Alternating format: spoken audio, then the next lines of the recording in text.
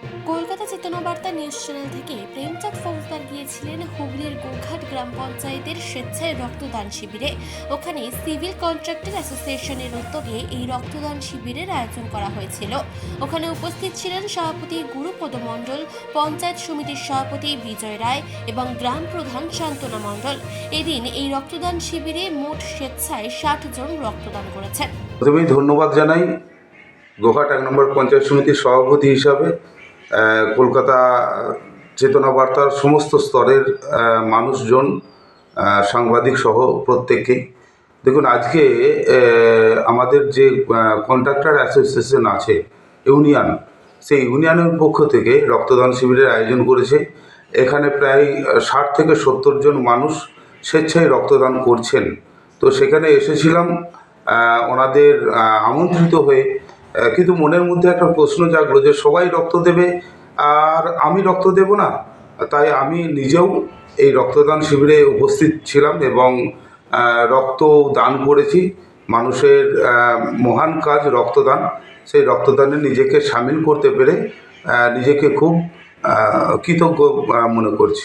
আচ্ছা, রক্তদান শিবির তো একটা জনকল্যাণমূলক কাজ। আপনি এরকম জনকল্যাণমূলক কোন কোন কাজের সাথে যুক্ত আছেন? দেখুন, সারা বছর ধরেই আমরা বিভিন্ন রকম জনকল্যাণমূলক কাজের সঙ্গে যুক্ত থাকি। কখনো রক্তদান, কখনো বস্ত্রদান থেকে আরম্ভ করে কখনো ডেঙ্গুর সময় মশারি আমরা দান করে থাকি। এই সমস্ত বিষয়গুলোর সঙ্গে আমরা তৃণমূল কংগ্রেসের কর্মী হিসাবে সারা বছরই জড়িয়ে রাখার চেষ্টা করি। তার সাথে সাথে বিভিন্ন সরকারি যে উন্নয়নমূলক কাজগুলো রয়েছে সেগুলোও করি।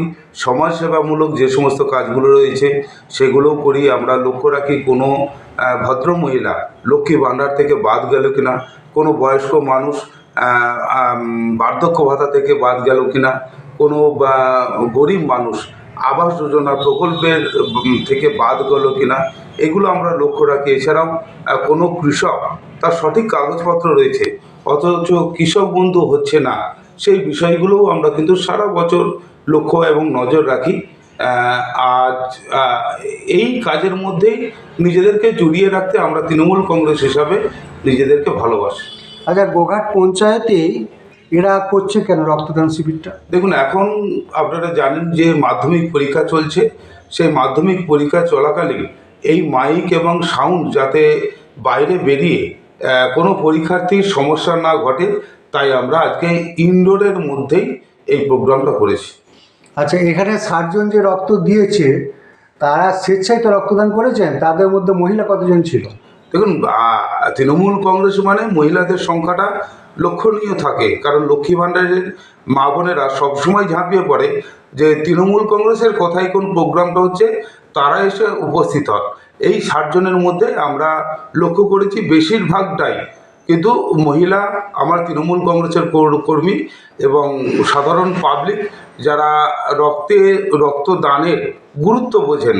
কারণ এই রক্ত দান যে বিষয়টা, অনেক সাধারণ মানুষ দেখবেন যারা থ্যালাসেমিয়া রোগী, তাদের পরিবারকে আমরা বোঝাতে পেরেছি। দেখুন, এই রক্তটা তাদের পরিবারের কিন্তু ঘুরিয়ে যাবে।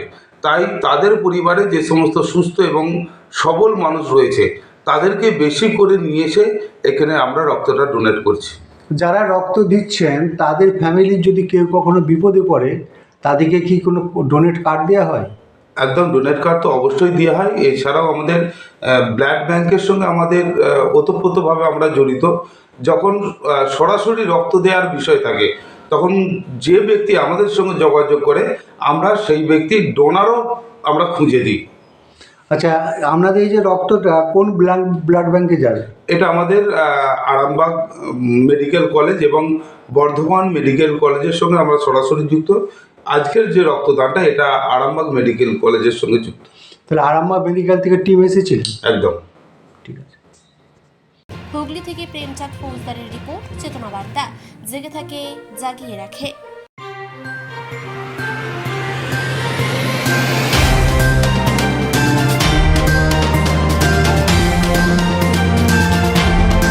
চেতনা বার্তা, জেগে থাকে, জাগিয়ে রাখে।